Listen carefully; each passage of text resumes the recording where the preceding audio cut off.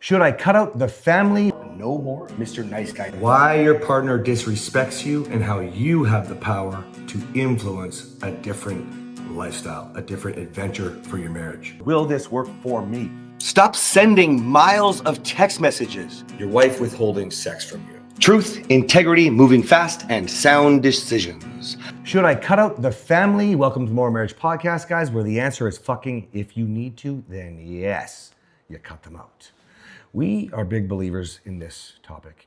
Also anybody and anything that's fucking you up, all right? You were speaking to somebody who...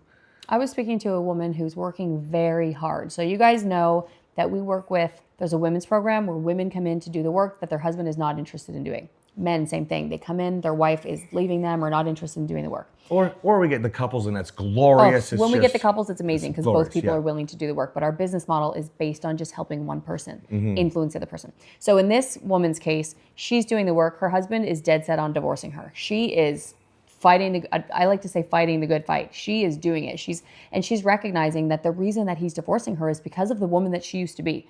She was not a very nice woman and he couldn't take it anymore. But now she's in reality now. She knows how bad she's been. She wants to be different. He doesn't believe her. He doesn't care. He wants to start over, but she's desperately trying to save the marriage. And so she's grasping at anything that she can, not in a desperate way, but to stay connected. And so her question was, her mother-in-law, so his mother, has some, I would say, manipulation type issues. And they saw each other recently, and the mother's feedback on seeing the daughter-in-law was that the daughter-in-law was grilling the mother-in-law on where her husband was and who he was with. She said every time they tried to talk, she redirected. She didn't want to talk about her husband because she knew that it would get misconstrued and manipulated into something that it wasn't. And she was right. So when the mother told the husband that, he's very angry. And her question was, are there people in the family that I should be cutting out, even though I feel like I'm trying to stay connected to them, to stay connected to my husband? And my answer was, you should get rid of anything that's unhealthy. And so then we had to talk about, well, is it healthy or is it unhealthy? Why did she have the perception that you did that if you didn't? What is going on with perception? And that's when she gave me some information on manipulation and her understanding and her, she didn't say gaslighting, but I think lying, maybe she said, but I don't think it was intentional. I think that this mother, projected something onto the daughter-in-law because the topic came up. So I said, if you think it's unhealthy and you think that this is something that she's going to continue to do, to lie about you, to cause problems, then probably you should cut her out. But if you don't think it was unhealthy and you think that you could validate her and you could use some of the tools you're learning and figure out why was the difference in perception? Why was this something that she felt like she needed to go tattle? I think that, we can get caught up in all of the details. I want you to get focused on two things. Is this healthy and can you use the tools? See, a lot of you guys don't know this, but... Not just on your partner, right? I was describing using the tools on the person. A lot of you guys don't know this, but the programs that we teach, if you can use this program with your wife, you can have any relationship in your life. We teach with parenting as well, but like we have business owners that do millions more in a year because the morale in the office is so much better. Like this is a relationship program, whether you're a man, woman, your couple, it's relationship based. So I say absolutely cut out the fucking noise. Unless I hear that she's doing a fucking remarkable job in the program with her husband, the hardest person to deal with, and then I'm gonna suggest you gotta buckle down, double down, get your helmet on, buckle up, and go talk to the mom, right? But you gotta do what she says. You can't just go in there trying to prove anything. It's the exact same way you would do it with your spouse. I told a man this on a call today about the disconnection he has with his kids because of his anger. It's the exact same fucking thing. The skills are skills. Relationship skills, leadership skills, teamwork, rapport. Why do you think business owners get to write this shit off? Like, it's all relationship based. So I would then challenge her if I was talking on the phone. If we really were sure she was doing a good job, then you have to balance and weigh out, well, if it's still causing too many issues, I'm listening to my kids do too much and too many and the lesson all the time from Kathryn, and I just about did it the wrong way. So If you measure it, it's how much. There, If sorry. you can count it, it's how many. Everyone, you're welcome. So if it's causing too many issues, well, the mother can't be telling the truth if you ain't fucking hanging out with her, right? So what I would teach in my program is about how you create opportunities. Get others to sell you so you can stop selling yourself to the person who wants a refund, okay? If the mother is not selling you or doing a very bad job of making him want more of a refund, then I would also assess, no matter how good you are at the skills, you definitely aren't gonna go fix a lot of other people, right? Okay? Especially depending on what he said to her. Like sounds like she was a bad woman. She's mean. I'm not saying he wasn't. I don't even know that's that story. But whatever him as a victim told his mom, and how whatever thing she's got going in her head with manipulation or whatever, maybe conditions, who knows, you could be fighting an uphill battle when you could be busy connecting with people that know you, love you, know him, And he'll say will good share. things to, yes. Yeah. It's called great. I had a guy on the phone, a lot of calls. Guys, we told you, Christmas time is fucking Looney Tunes, nuts. And I had a guy on the call talking about that, where he was so focused on trying to show her everything that she needed to see. And he didn't realize it, but everything he said was really just right here, looking at me. And because he's not able to communicate with her, she's just not responding to his messages, and she just moved out. Essentially, he was focused. Like, I think probably 13 times on the call, he's like, but how does this work if I can't talk to her? I'm like, dude, you are so focused on 20% of a program. Like talking, you think talking is gonna work right now? Right now, you don't even know what to fucking say. When if I get you. And talking never worked before. No, if I get your wife in front of you right now, you already just telling me about your life when I've tried to set your mindset right, defended yourself, blamed her, and victimized yourself. Over and over and over again. And you keep asking, how do I talk to her?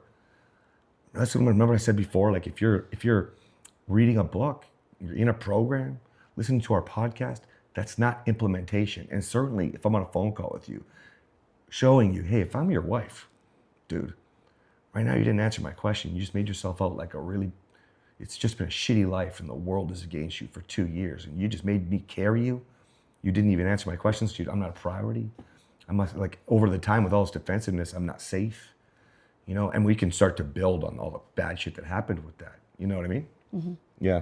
So, quick recap. Okay. Should you cut out family? It depends. If it's unhealthy, yes. But if you haven't used any skills to determine if it's healthy, it's probably not time to cut anybody out yet. Because now you're maybe victimizing yourself. You're blaming where blaming shouldn't be. You need to make sure that that relationship is something that is not going to be helpful, or worse, is going to be hurtful. And then, yes, of course, cut out the noise. And it's the same with people. You'll hear me, and I teach it in my course. I'm like, I don't care if they've been your best friends since kindergarten. If they're not going where you want to go, you don't want them around you. You guys, I know that that's hard because you're going to feel like you feel bad, you'll feel guilty, or you'll feel like placating and saying yes to them instead of no. But listen, this is very important to us. You to be in our life, like our life, okay, not our work, but with our life, then you have to be moving forward. You have to be rising up. You have to be somebody who can at least live consistently with us, because like otherwise it's a drain, man. It's a drag. I get asked all the time. Do you ever get asked this? Like, how do you stay so happy all the time? Best day of your life, whenever somebody asks you, and you know, you and Kathryn, with all the chaos you go through. And I'm always just like, I don't know, it's just like Choice. You choose what you want, you guys, okay? And if you can't, that's the last thing I want to talk about here. I will hear bullshit like this all the time. I'm peeling off the layer of who I am. It's my marriage. My identity is not, I was wrong. Maybe you got into some attachment theory bullshit or codependency or whatever the fuck. And you're like peeling off the layer of the spouse, like potentially this man, he's trying to find himself right now. You guys don't have midlife crises. Crises? Crises. You know, crises. Thank you, baby. You have identity crisis. You have identity crisis. That's why gray divorce rates are climbing. Like, which means divorce over 40, 50, depending on the resource you look at. Like, Oh my gosh, that means Like, we're over 40, right? Not that we're getting divorced, but if we did, it would be called a gray divorce. Oh, it's called a gray divorce. Most of these are going to talk about the 50s, but you'll just see the odd article or whatever, people write it out. But like, you have to understand that your likelihood of moving forward, of cutting out your spouse and growing is very fucking low, because more than likely, you're not doing a great job of your growth. Let's just flip this for a second. Let's say you just did incredible. Like this woman, incredible. Let's say it goes on for another year. Okay? She's pushing, she's showing up, she's influencing. And then she does want to leave. We're gonna talk about this in another episode, outgrowing your partner. But like the whole point is, the only time I would ever, God, it's hard for me to say this, kind of agree, is let's say I'm protecting a client, Kathryn protecting a woman. Okay, we're gonna protect the people on our side of the programs first, unless we're doing a bunch of work with that other person, okay? But even then, if I'm working with a couple, I worked with one recently, where I worked both husband and the wife, a lot, more exclusively with me, okay? I still give them their truth and their reality, each on their own side, right? And the reason is simple. It's never about you two until it's about you. You just can't do it wrong with your partner because you can't afford to anymore, okay? So you need to get more patient with your partner and more impatient with your fucking self, okay? Because the only time I would ever, and I didn't even want to say it yet, but I have to say it. If I'm supporting that client, I might say, dude, if your growth is stifled because you have an anchor, then you might have to consider letting them go. But that might be the rock bottom that they need. But I hate saying this because, man, I don't even like saying it on the coaching calls, because most of you will not have ever done enough. There's a reason why we are still together. And you guys know what? I have a new coach again. We have coaches. We continue to learn. You were reading something this morning. So how the fuck could you ever say you know what I'm saying? Yes. Like, frustrates me, you guys. All right, morrowmarriage.com/anniversary, guys. February 13, 14, 15 is going to be wild. We're going to blow the roof off of your marriage, and we are going to build you a brand new fucking house. Not literally. Somebody's be like, you said we're getting a house if I come. We're going to build you a new home to live in. Guys, it's so awesome. Okay, I can't wait to see you guys. See you next time. Bye.